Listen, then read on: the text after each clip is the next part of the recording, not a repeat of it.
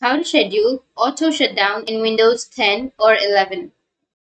So if you want to schedule auto shutdown in Windows 10 or 11, then simply go with the search, and under search you need to search for task scheduler. Once you open the task scheduler, now you need to go with create basic task, and here you need to enter the name. So for example, I'll be entering shutdown and then enter the time, and you can also enter some description. Once you enter the description, you just need to simply hit the next button and then choose one time. Now again click on next and then choose the start and the end time. And once you've chosen, now you need to simply go with next again, and here you need to go with next and then enter the program or script. So shut down, and you can also add some arguments, or you can start in optional. You can simply add these one. So if you want to add the argument, then you just need to simply enter /s space /f space /t space 0 and then hit next for one last time and go with finish, and this way you'll be able to schedule the auto shutdown in Windows 10 or 11.